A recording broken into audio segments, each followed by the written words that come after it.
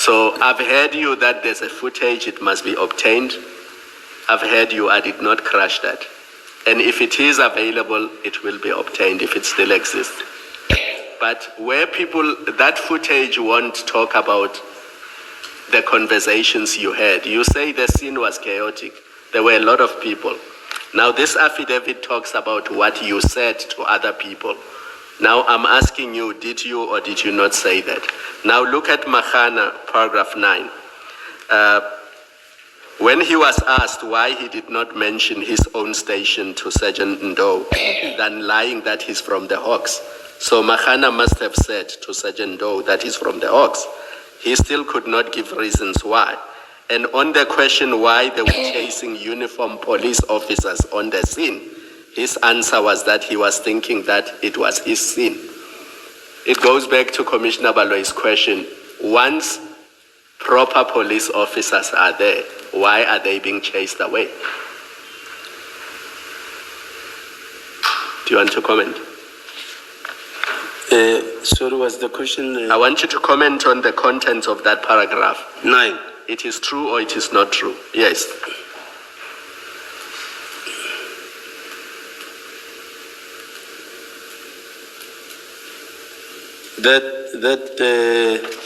That when Mahana was asked for reasons why he described himself as coming from the Hawks, he could not give an answer. And on the question why he was chasing uniformed police officers on the scene, his answer was that he was thinking that it was his scene. In other words, he had the right to chase away other police officers. No, this is wrong. It did not happen. It did not happen. And when he was asked if he does know drugs, his answer was he did not know drugs. And when he was asked why he was loading them, on why was he loading what he does not know, his answer was he suspected that the consignment could be drugs. Do you see that? I see that, Commissioners. And then it continues with the other people. So it's the same theme that the police officers who arrived there say, this is how you, Mahana, and whoever you were with behaved.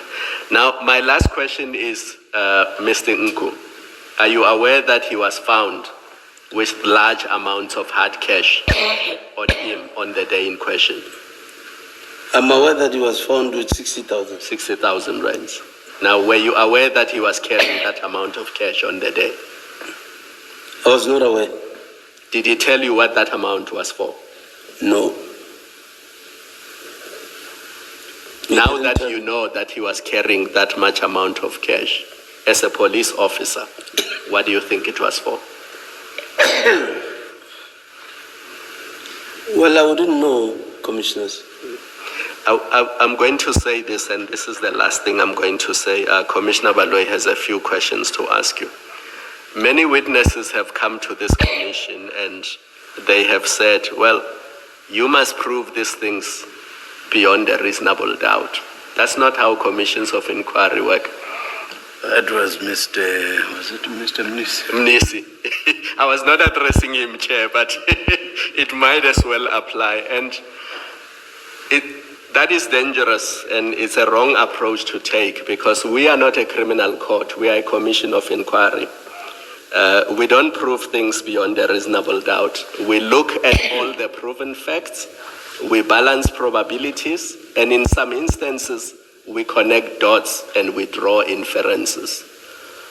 So we will look at the documents, look at what happened, look at all the statements, and we will draw conclusions from what we see in front of us. That's why it's important that when you are called upon to comment, you must do so, because where you've chosen not to comment, you leave it to us to draw inferences. And those inferences may be adverse to you and may have serious consequences. So the attitude that many witnesses have taken that the commission must prove beyond a reasonable doubt, that does not work here, because we are not a criminal court and we don't operate like a criminal court. So that's the last thing I'm going to say to you, Chair. I don't know if you wanted to add to that, and then Commissioner Baloyi. Thank you.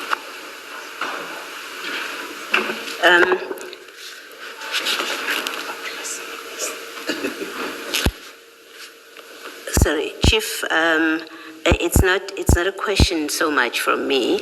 It's what I want to put to you from the evidence since you started, and then tell you the impression that it creates for me, and then give you the chance to comment. And it's fair to do that so that when you are gone and you have testified, we have the benefit of what you say I'm wrong about in what I say, I suggest. So from the evidence, we know now that you and Mr. Nku were involved in numerous transactions, activities. We know about the airport activities. We know about Egerton, so quite a number of transactions. We know from the evidence that, so you can make a mental note of this if you want, but I have to list them, and I list them mindful that you have quite a number of times said I speak long, but unfortunately I have to do this with you. I have to give you my list. So and that this time, sorry to cut, and this time I want to comment. Yes, that's fine. You'll have the opportunity. So we know that, so let me start.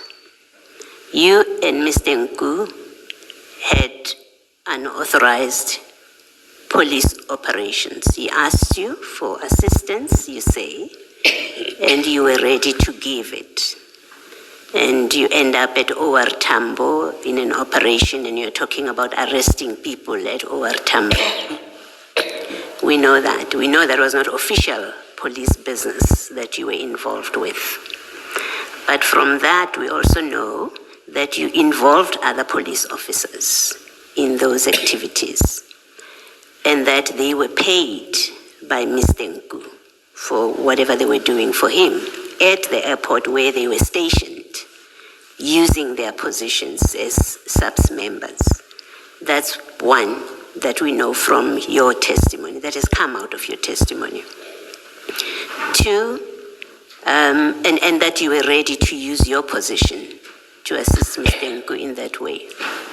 Two, we know that you and Mr. Nku, he's not an informer to you. In fact, he's your brother, as you describe him. So you have a very close relationship. So every way that you have said, you have information from an informer referring to Mr. Nku that was not accurate. In fact, you've got info from your brother. Three, in addition to paying other officers through you, we know that he was funding you. He was giving you money. Today you said it's up to 50,000 rand. It doesn't exceed 50,000 rand, but whatever number, we know that you were receiving money from him. We know from your evidence that you wanted that your operations with him should carry on so that you can make money and be able to support or to provide for Ms. Mazibuko, a politician who had just been appointed. And yesterday I raised that with you, that now you're bringing a politician into this sphere of Mr. Nku's influence, financial influence. So we know all of that. And come to the Egerton bust.